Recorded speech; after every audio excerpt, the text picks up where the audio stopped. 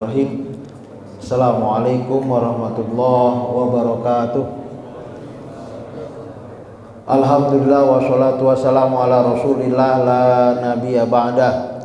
Syukur kita pada Allah subhanahu wa ta'ala yang telah memberikan kepada kita kemerdekaan ke-78 di 78 tahun Indonesia merdeka, sehingga bisa jalan-jalan ya.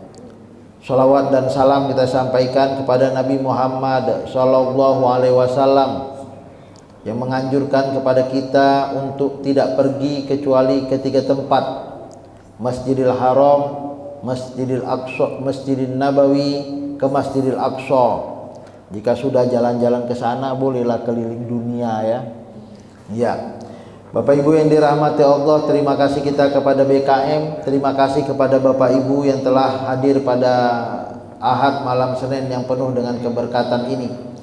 Di penghujung dari surat Fatir ayat ke-44 sampai dengan 45, dua ayat, tema kita hari ini adalah anjuran Allah agar mengadakan perjalanan di bumi, sama ada ke negara muslim ataupun ke negara non muslim, dalam rangka berdakwah.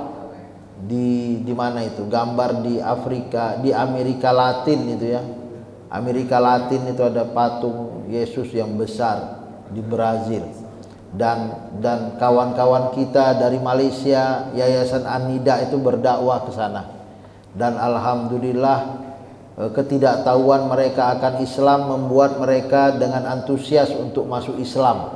Nah, ini adalah peluang dakwah bagi kita untuk berjalan ke bumi ini dalam rangka menebarkan dakwah, atau mungkin ke Amerika berdakwah, ke Eropa berdakwah, ke Rusia juga berdakwah.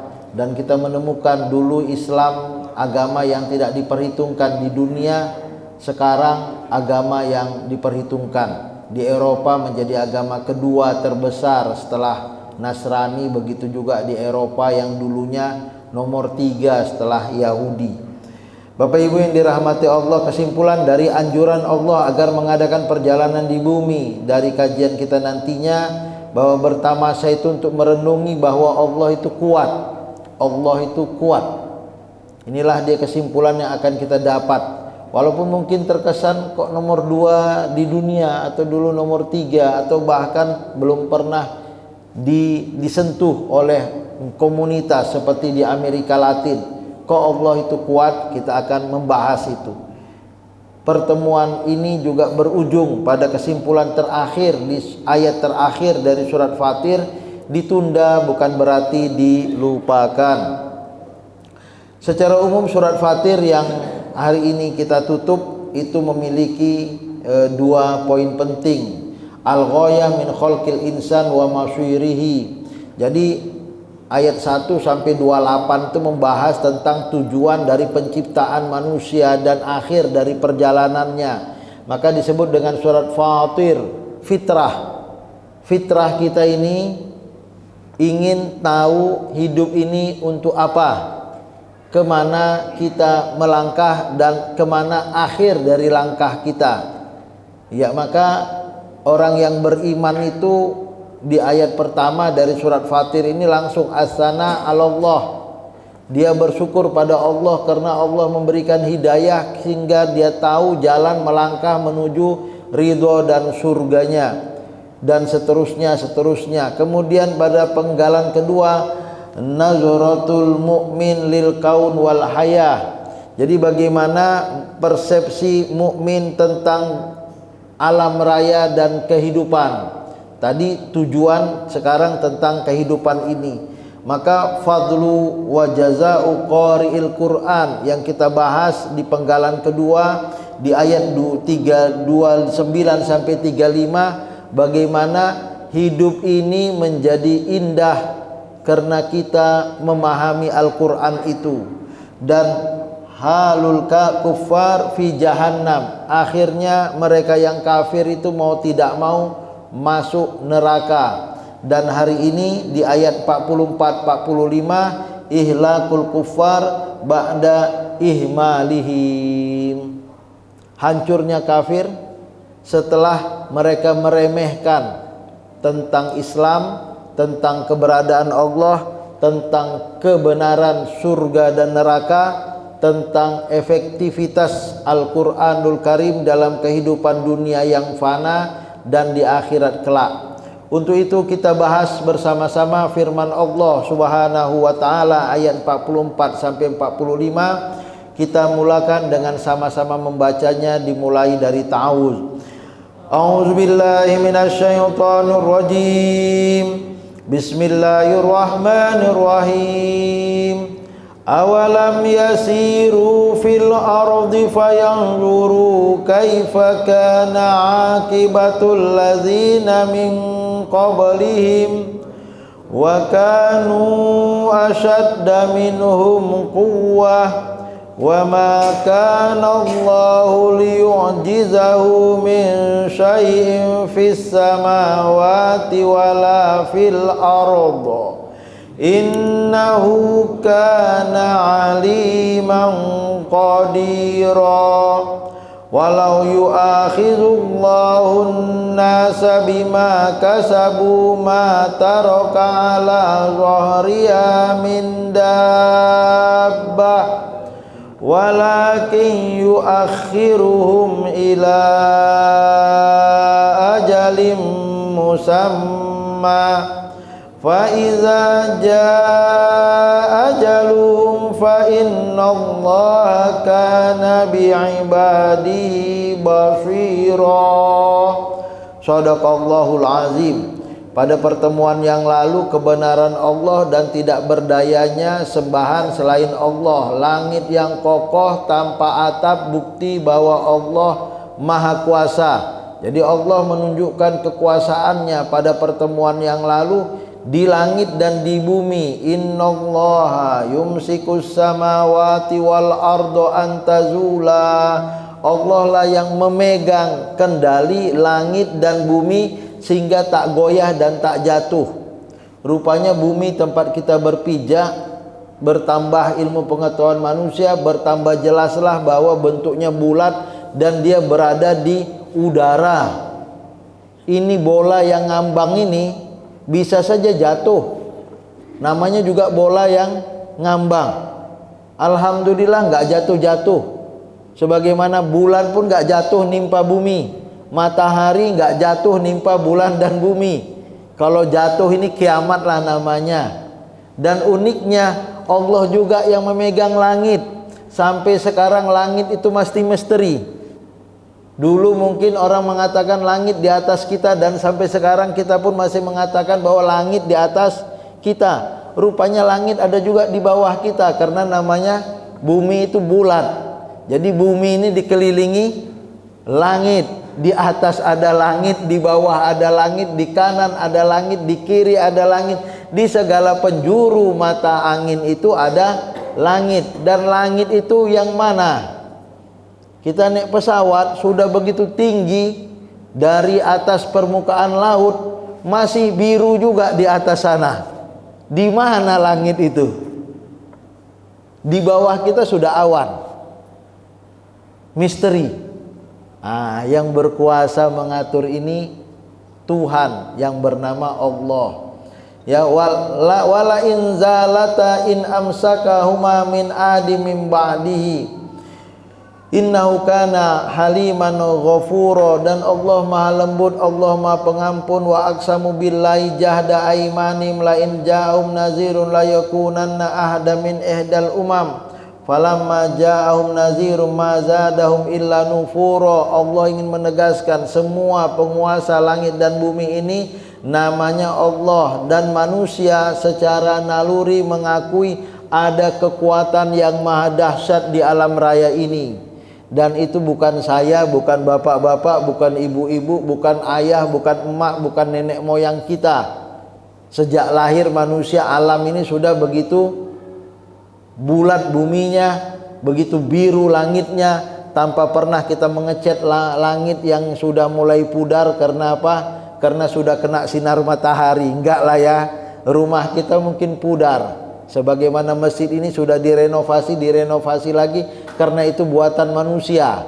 Tapi langit buatan Allah, tidak perlu lagi dicat ulang. dan Allah mengatakan manusia secara fitrah, nama suratnya surat Fatir, akhirnya mengakui keberadaan Allah sebagai Tuhan, tapi istikbaron fil ardi, sombongnya, sikap keras kepalanya, dan ingin membuat keonaran. Karena apa? Karena terkadang manusia berpikir untuk sukses secara mudah, yaitu dengan melakukan cara-cara kotor.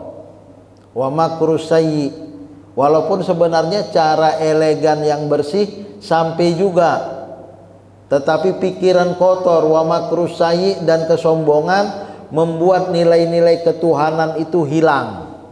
Nah, maka di ayat ini Allah Subhanahu wa taala menegaskan apa itu? Fahal yantaziruna illa sunnatal awwalin falan tajida li sunnatillahi tabdila walan tajida li sunnatillahi tahwila.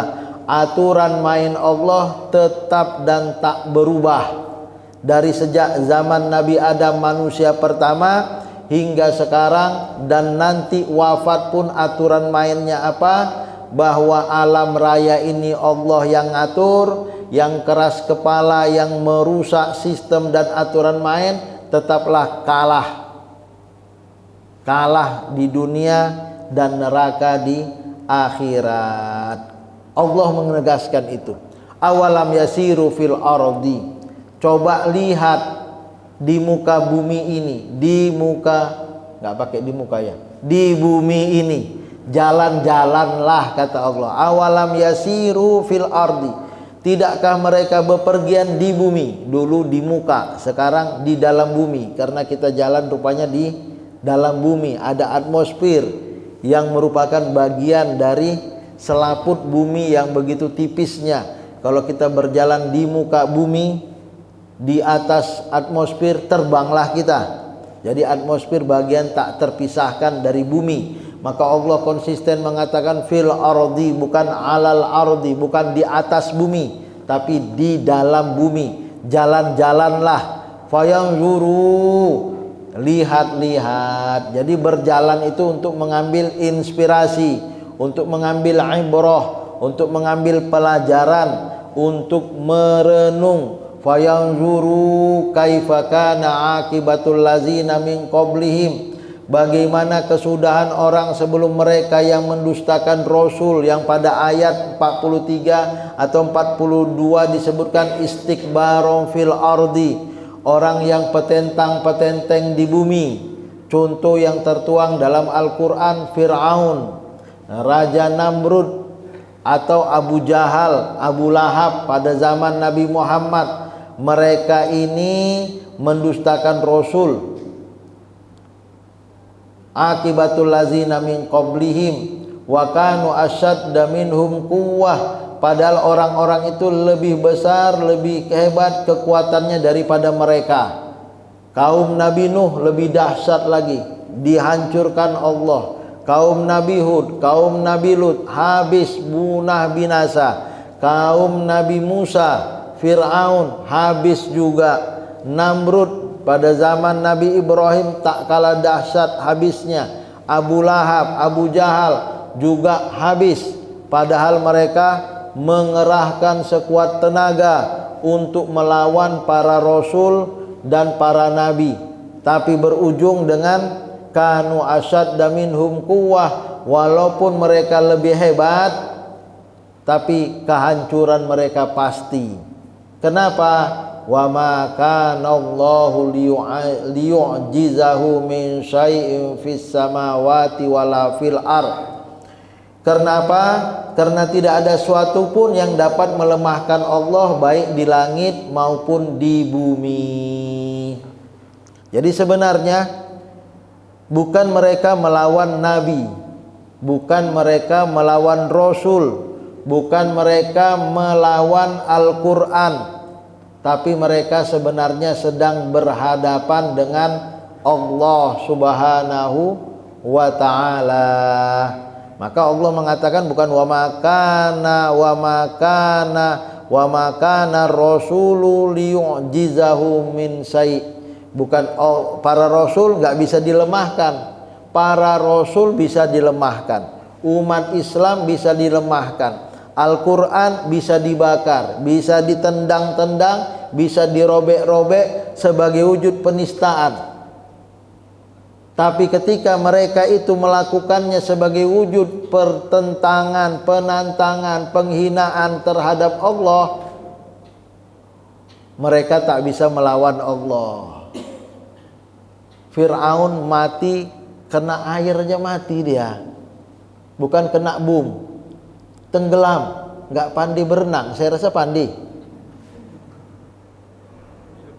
tapi mati, memalukan. Mati dengan air. Abraha mati dengan burung pipit yang pegang batu kecil, dilempar, mati Abraha, satu batu saja. Gajahnya lumer, kasihan, memalukan.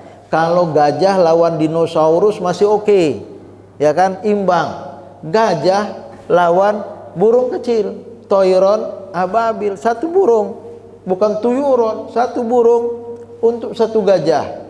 Kaki kanan untuk pengemudi, batu kaki kiri untuk gajahnya. Satu batu cukup.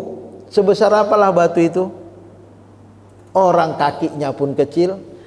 Kasih batu bata saja dilemparkan ke gajah, mati enggak? Enggak mati. Tapi ini mati. Bukan sekedar mati, faja'alahum ka'aswim makul, mati bagaikan ulat memakan daun. Gimana? Habis. Padahal ulat itu kecil, daun itu lebar. Habis, tinggal tulang tengahnya itu aja, sikit, untuk menandakan bahwa ini daun sudah dimakan ulat. Gajahnya pun begitu. Inilah kata Allah, wa ma kana Allah liyu'jizahu min syai'in fis samawati wala fil ard. Jangankan perang di bumi melawan Allah, di langit pun kalau misalnya bertarung manusia dengan Tuhan, kalah manusia itu. Maka kata Allah, min syai'in fis samawat. Kita naik ke langit saja belum pernah. Karena rupanya naik pesawat sudah tinggi, di atasnya masih ada langit. Tah di mana pun langit itu. Nah, ini kalaupun harusnya kita bertarung dengan Allah di langit, manusia kalah. Apalagi di bumi. Langit itu punya planet namanya matahari, yang luasnya 9 juta kali bumi. Dan ada Antares yang luasnya 9 juta kali matahari. Awak tinggal di Johor ini, ya kan, punya tanah 1 hektar rumah kita? Enggak juga lah ya. Yang tak seberapa ini mau lawan Tuhan, ya kan. Buatlah satu pulau Afrika punya Fir'aun, tapi Amerika bukan punya dia. Kepulauan Indonesia bukan punya Fir'aun, terbatas kekuasaannya, ya kan. Maka yang maha kuasa, yang maha kuat adalah Allah. Innahu kana aliman qadira. Allah maha mengetahui, Allah maha kuasa. Kembali kepada pertanyaannya tadi, kenapa kemudian Islam menjadi agama yang tidak berkuasa dan tidak berpengetahuan pula? Jangan salah Bapak Ibu, umat Islam adalah umat yang berpengetahuan. Rekayasa yang dibangun oleh dunia untuk mencibir Islamlah yang membuat seakan-akan umat Islam ini tidak berpengetahuan dan tidak berkuasa. Karena kita tulus ikhlas dalam berbuat, tidak pamer. Kalau orang lain non muslim itu baru buat sikit, wah expose-nya luar biasa, di blow up supaya begitu heboh dan megah. Sementara umat Islam berhasil, alhamdulillah, aku berbuat ikhlas karena Allah. Contoh barang kemerdekaan ini murni umat Islam yang melakukannya. Tapi alhamdulillah orang lain banyak ngaku loh Bapak. Bahkan yang mengatakan kalau bukan Belanda yang membantu Indonesia merdeka, Indonesia nggak merdeka. Ya Allah, siapa yang jajah kalau begitu? Nah, begitulah orang ingin ambil peluang dan nama baik. Islamlah sebenarnya yang hadir dengan ilmu dan kekuasaan itu.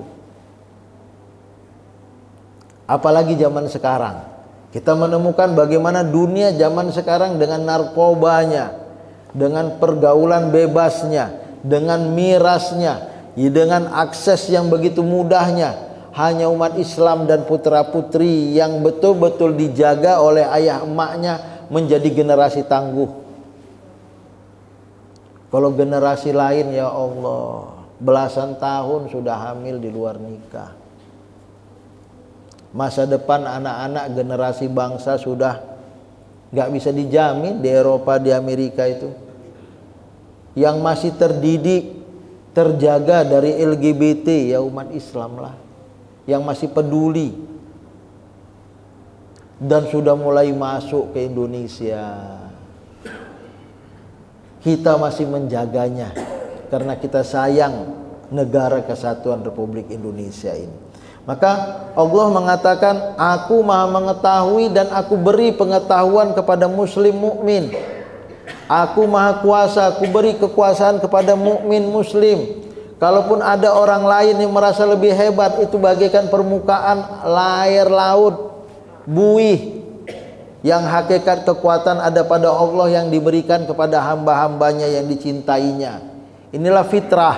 Walan tajida li sunnatillahi tahwila, walam tajida li sunnatillahi tahwila. Enggak ada perubahan.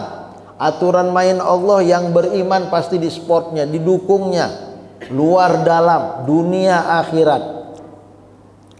Orang yang lebih bijak dan lebih kuat secara pribadi, ia memperhitungkan segala kesalahannya itu. Jadi umat Islam itu introspeksi dirinya tinggi. Ngapainlah pamer-pamer kali, tunjuk-tunjuk, istikbarong fil ardi, nggak usahlah. Tapi ketika orang lain mengakui bahwa kemerdekaan itu buah dari kerjaan dia, umat Islam harus tunjuk diri juga lah. 17 Agustus 45 itu hari Jumat loh. Dicari hari baik, bulan baik, hari Jumat. Dicari tanggal 17, cocokologi, supaya umat Islam itu ingat sholat 17 rakaat gitu ya kan. Nah, dicocok-cocokkan. Dan memang betul lah. Dan ditulis bahwa ini terjadi berkat rahmat Allah. Jangan lupakan kemerdekaan dengan kata-kata rahmat Allah. Dan dengan keinginan luhur. Jadi ada nilai-nilai keikhlasan, berkat Allah dan tulus ikhlas. Maka bertamasalah untuk sampai pada satu titik perenungan bahwa Allah itu kuat. Akhirnya kita menyembah Allah dengan segala penuh sukacita, dimanapun dan kapanpun. Inilah permintaan Nabi Ibrahim, liyuqimus sholah. Anak-anakku, sehebat apapun kau, akhirnya sholatlah. Ihfazillah yahfazuka, kata Nabi Muhammad. Jagalah Allah, Allah akan menjagamu. Bagaimana cara menjaga Allah paling baik? Sholat jangan tinggal, jangan lupa. Allah akan menjagamu. Inilah kesimpulan bahwa Allah itu kuat bersama orang yang sholat. Hasil perenungan kita, yang sholat itu kuat. Kita aja merasa biasa-biasa saja. Orang segan loh dengan bapak. Aku segan kali dengan bapak itu. Kenapa? Rajin kali dia ke masjid. Aku nggak sholat. Malu aku, katanya ya kan. Nah, kalau kau malu, sholatlah. Ya, yang kedua, walau yu'akhizullahu an-nasa bima kasabu ma taraka ala zuhriha min dabbah. Sekiranya Allah menghukum manusia disebabkan apa yang telah mereka perbuat, niscaya Dia tidak akan menyisakan satu makhluk pun yang bergerak, yang bernyawa di bumi ini. Bagi Allah menyelesaikan orang kafir yang jumlahnya sekarang 6 miliar dan umat Islam yang jumlahnya 1,5 miliar yang mungkin tak begitu taat, mungkin ada 1 miliar dari umat Islam. Kalau berdosa langsung disiksa, itu mudah. Apa buktinya? Alam raya ini bertasbih, bertahmid kepada Allah. langit, bumi, segala bintang yang merupakan planet yang besarnya berjuta kali lipat dari besarnya bumi itu bertasbih loh. Bahkan semut yang jumlahnya 2 juta kali lebih banyak dari jumlah manusia. Jika manusia 6 miliar kali 2 juta itu jumlah semut. Ada pula lah manusia yang ngitung jumlah semut itu ya. Kayak mana lah itu ya. Katanya satu manusia punya 2 juta. Ini semut semua bertasbih, bertahmid pada Allah. Belum lagi serangga yang lain. Baru semut saja. Belum lagi apa? Kutu. Berapa jumlah kutu? Wallahu alam. Jumlah jangkrik. Semua bertasbih. Seluruh tumbuh-tumbuhan bertasbih. Artinya bahwa Allah itu benar-benar maha kuasa. Innallaha kana aliman qadira. Sekuasa apa Allah? Semua makhluk kalau mau taat di hadapan dia sangat taat dan tak ada bisa ngelawan. Kalau Allah ingin mengutuk, menyiksa seluruh manusia karena kekafirannya, bisa. Tapi Allah tak lakukan itu. Walakin yuakhiruhum ila ajalim musamma. Tapi dia tangguhkan hukumnya sampai pada waktu yang sudah ditentukan. Bapak Ibu yang dirahmati Allah, kita mendengar pengajian tadi di jalan dengan istri saya.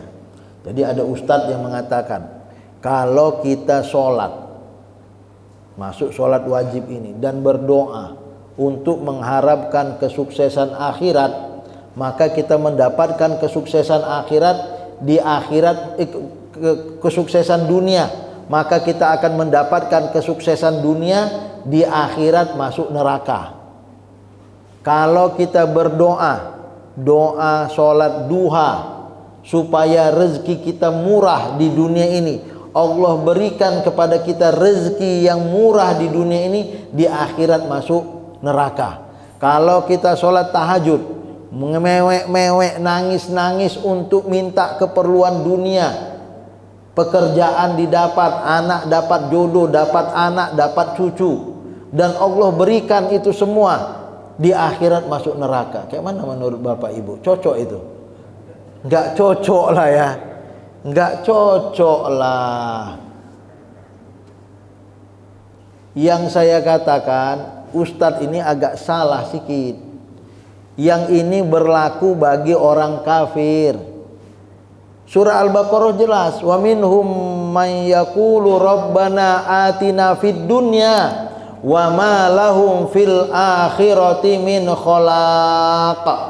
Wa minhum may yaqulu rabbana atina fid dunya hasanah wa fil akhirati hasanah wa qina azabannar ulaika lahum nasibum mimma kasabu wallahu sari'ul hisab. Kita ini masuk dalam golongan ingin sukses di dunia, ingin sukses di akhirat, ingin bahagia di dunia, bahagia di akhirat, terhindar dari neraka, dan kita mendapatkan kedua-duanya. Jangan kalau minta dunia maka masuk neraka. Nah, itu menyesatkan itu. Bahasanya harus dijelaskan. Begitu juga di sini. Walau yu'akhizullahu nasa bima kasabu, manusia yang mana itu? Manusia yang ada di atas istikbaron fil ardi wa makrus sayyi, manusia yang berlaku sombong dan menebarkan kejahatan. Ya kan? Iya.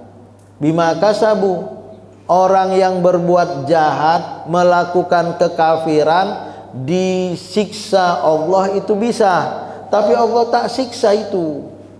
Supaya apa? Supaya yang sombong akhirnya bertobat, penjahat akhirnya sadar diri dekat pada Allah. Orang seperti ini pun disambut Allah dengan sukacita. 100 orang dibunuh oleh seorang pembunuh dalam kisah Bani Israel yang disampaikan oleh Nabi Muhammad sallallahu alaihi wasallam. mau tobat, ingin ikut pengajian di Masjid Muslimin Bumi Asri, di tengah jalan orang yang pernah membunuh 100 orang ini mati pula dia. Ecek-eceknya begitulah ceritanya, di skenariokan ke Masjid Bumi Asri. Dia ingin tobat ke tempat pengajian yang baik, tengah jalan meninggal. Kata Nabi Muhammad, itu ada 2 malaikat yang mengatakan ini masuk neraka, ini masuk surga, karena dia mau tobat. Rupanya selangkah lebih dekat ke masjid, sehingga kata malaikat rahmah, udah dia jadi kawan aku, masuk surga dia. Itu baru mau pergi pengajian. Awak yang sudah berlama-lama pengajian masuk neraka. Dengan alasan apa? Niat bapak ini ingin sukses dunia ini. Kenapa rupanya kalau sukses dunia? Kalau kita minta kepada Allah itu benar. Sukses dunia mintanya ke dukun, itu salah. Itu dia. Kan ya Allah, kalaulah rezekiku di langit, turunkanlah. Kalau jauh, dekatkanlah. Kalau haram, halalkanlah. Kalau sedikit, banyakkanlah. Ya Allah, dengan hakmu, duhamu, bihaqi duhaika wa bahaika wa atini ma ataita ibadika sholin, berikanlah yang terbaik apa yang kau berikan kepada hamba-hamba yang soleh. Kok akhirnya masuk neraka? Saya rasa enggak begitu pemahamannya. Fa iza jaa ajaluhum fa innallaha kana bi'ibadihi basira. Lihat di sini bagaimana Allah Subhanahu wa taala Tuhan yang Maha Kasih, Maha Sayang. Nanti apabila ajal mereka tiba, maka Allah Maha melihat keadaan hamba-hambanya, enggak langsung dikutuk Allah loh. Ini manusia sudah diberi tangguh sampai akhirnya mati, dan Allah melihat. Boleh jadi kita lihat ini orang pasti masuk neraka ini. Sakit di rumah sakit, dikutuk Tuhan menurut kita. Tapi rupanya waktu sakit di rumah sakit itu dia beristighfar loh. Tolong sedekahkan kepada syiat, sedekahkan kepada masjid, sedekahkan kepada ini pesantren, panti asuhan, sedekahkan. Rupanya pahalanya lebih besar dari awak. Ya kan? Mana tahu? Ya kan? Fa iza jaa ajaluhum fa innallaha kana bi'ibadihi basira. Padahal dulu sombongnya luar biasa, petentang-petenteng kali. Rupanya masuk surga. Kenapa? Last minute beramal soleh, nggak ada yang tahu. Maka Allah mengatakan orang yang seperti ini ku masukkan neraka. Enggak. Tetap aku Maha melihat. Kalau ada peluang dia untuk berbuat baik dan ingin berbuat baik, ku dukung dia. Itulah yang kita inginkan dalam hidup ini, dan ayat terakhir mengatakan itu. Ya Allah, wafatkan aku dalam keadaan husnul khotimah. Kenapa? Bisa saja ustadz itu melenceng jadi murtad dan kafir. Nauzubillah min zalik. Ulama Timur Tengah yang murtad disebutkan di internet. Ulama-ulama yang murtad. Nauzubillah. Gemetar kita bacanya, ya kan? Bahkan ada keluarga Buya Hamka jadi pendeta. Entah betul tangga itu. Gimana solehnya ulama kita Buya Hamka. Katanya ada keluarganya, entah adik kandungnya, entah siapa, wallahu alam.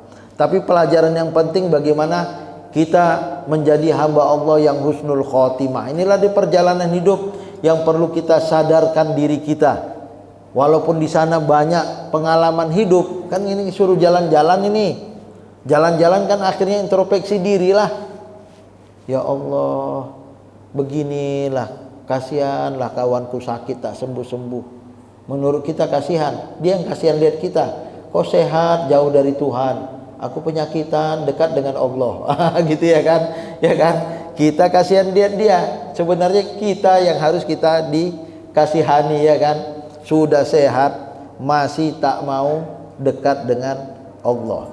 Maka dengan kasih sayangnya Allah menunda hukuman agar manusia dapat bertaubat dan memperbaiki diri. Lihat bagaimana Rahman dan Rahimnya.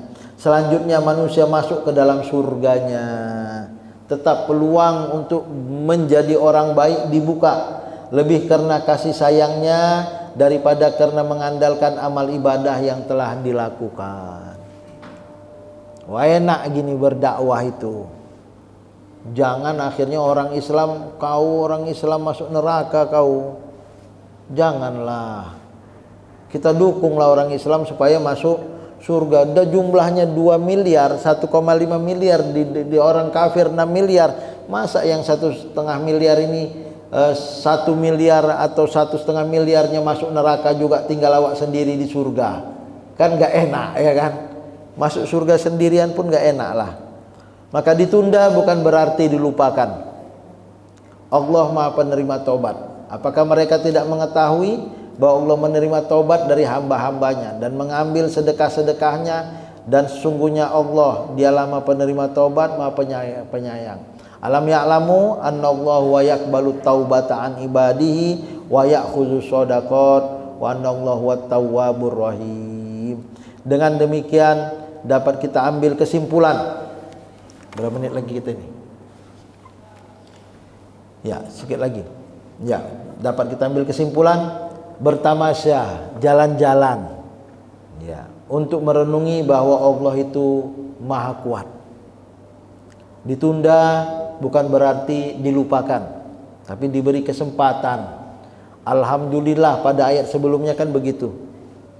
Kenapalah kita nggak mati ini?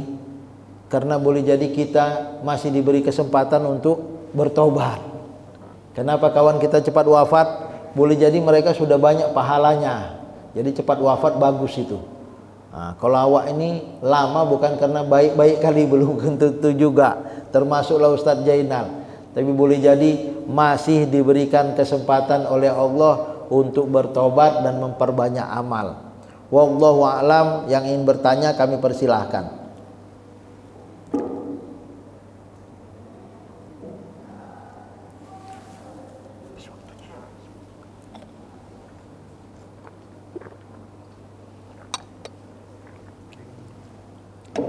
Waktunya habis nampaknya ya.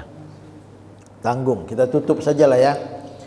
Mari kita tutup pertemuan ini dengan sama-sama membaca doa. A'udzubillahi minasyaitonirrajim. Bismillahirrahmanirrahim. Assalatu wassalamu ala asyrafil anbiya'i wal mursalin wa ala alihi wa sahbihi ajma'in walhamdulillahi rabbil alamin. Allahumma ij'alil Qur'anal 'azima rabi'a qulubina. Ya Allah, jadikanlah Al-Qur'an tempat terbaik di dalam sanubari kami. Wa nura sudurina, cahaya yang menyinari jalan kehidupan kami. Wa jala ahzanina wa zahaba humumina, penghapus segala kesedihan dan gundah gulana yang kami alami. Allahumma habib ilainal iman. Ya Allah, cintakan kepada kami iman. Wa zayyinhu fi qulubina, hiasi ia di dalam sanubari kami, sanubari anak-anak kami. Wa karrih ilainal kufra wal fusuq wal isyan, jauhkan kami dari kekafiran, kefasikan dan kemaksiatan.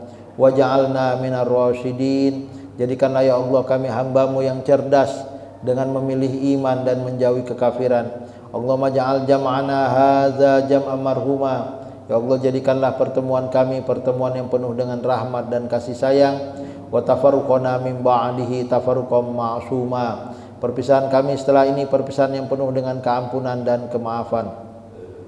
Rabbana ighfir lana wa liwalidaina. Ya Allah, ampuni dosa kami. Ya Allah, ampuni dosa kami. Ya Allah, ampuni dosa kami. Ya Allah, ampuni dosa ayah ibu kami. Warhamhuma kama rabbayana shaghira. Sayangi mereka sebagaimana mereka telah mendidik kami di waktu kecil. Jika keduanya atau salah satunya telah mendahului kami, jadikan kuburnya raudhah min riyadil jannah. Jadikan kuburnya taman dari taman-taman surga. Allahumma dakhil warfa' darajatahuma fil jannah. Ya Allah, masukkan dan tinggikan derajat ayah ibu kami di dalam surga-Mu. Jika mereka masih hidup, kuatkan imannya, perbanyak amal solehnya, perbanyak sedekahnya. Ya Allah, beri kesehatan bagi mereka dan beri kesempatan kepada kami sebagai anak-anaknya untuk dapat berbakti membahagiakan ayah ibu kami ya mujibas sailin. Rabbana hablana min azwajina wa dzurriyyatina qurrata a'yun. Ya Allah, berikanlah kepada kami pasangan hidup, anak-anak yang menyejukkan mata, jiwa dan hati kami. Jadikan rumah tangga kami, rumah tangga anak-anak kami sakinah, mawaddah, warahmah, penuh dengan kedamaian, penuh dengan cinta, penuh dengan kasih dan sayang. Ya Allah, sejukkan hati anak-anak kami, sejukkan hati pasangan hidup kami, hingga kami dapat menikmati surga kami, rumah kami adalah surga kami. Waj'alna lil muttaqina imama, jadikanlah kami semua hamba-hambamu yang soleh dan solehah hingga Engkau layakkan kami semua menjadi pemimpin bagi umat yang baik, umat yang bertakwa. Rabbana atina fid dunya hasanah, ya Allah berikanlah yang terbaik selama kami hidup di dunia.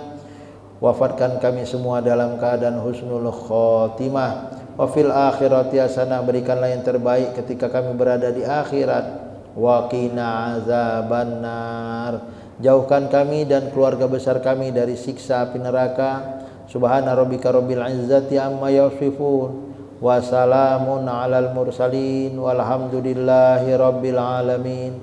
Taqabbalallahu minkum minna wa minkum taqabbal ya karim. Terima kasih, mohon maaf. Wassalamualaikum warahmatullahi wabarakatuh.